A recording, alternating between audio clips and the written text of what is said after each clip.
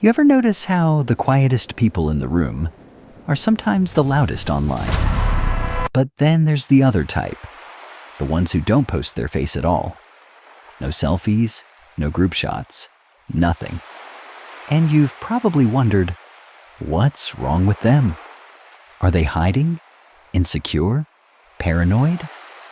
Here's the truth nobody's talking about. Psychologists have found that people who refuse to post their photos aren't running from attention. They're running from something far deeper, something most of us gave away without even knowing it. And once you understand what they're protecting, you'll never look at your own feed the same way again.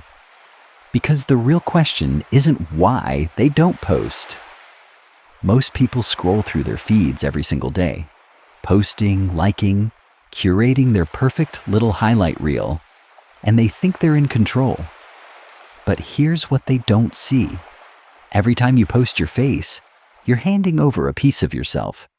Your approval becomes tied to numbers. Your mood shifts with every notification. You start performing your life instead of living it. The people who don't post, they've felt that weight in their chest, that cold, creeping realization that they were becoming a product, not a person. They recognized the trap before it closed. And while everyone else is out here building their personal brand, these people are building something else entirely, something the algorithm can't touch. You've probably felt it too, that hollow feeling after posting, the anxiety while you wait for validation, the shame when it doesn't come. That's not confidence. That's dependency.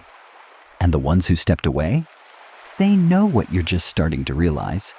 Let's break down what's really happening in the minds of people who refuse to post their photos. First, they've mastered psychological autonomy. Most people need external validation to feel real. A like becomes proof they exist. A comment becomes proof they matter. But the ones who don't post, they've severed that cord. Their self-worth isn't up for debate in a comment section. They don't need your eyes to confirm their value. That's not isolation. That's freedom. Second, they understand the permanence of digital identity. Everything you post becomes data, a permanent record, a version of you that you can't control once it's out there. These people know that once you give the internet your face, your story, your moments, you can't take them back. Employers see it. Strangers judge it. Algorithms profit from it. They're not hiding. They're protecting their right to evolve without a digital paper trail haunting them.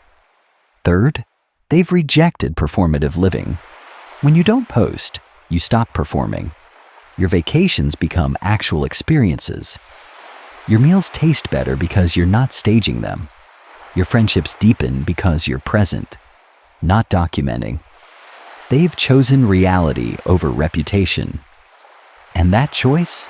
It's threatening to everyone still trapped in the performance. Now here's the part that might be hard to hear.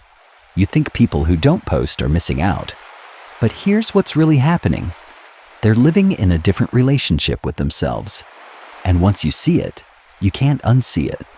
Because while you're choosing angles and crafting captions, there's a quiet shift happening. You start creating moments for the post instead of just living them. Your experiences become content. Your memories become performance. And you don't even notice when it happens. Every photo you share, every moment you document, it feeds something bigger. An ecosystem designed to keep you checking, posting, comparing. Not because you're weak, but because it's built that way. It's supposed to feel necessary. The people who stepped away, they just started asking themselves a different question. When was the last time you did something meaningful and didn't feel that small tug to share it? To prove it happened?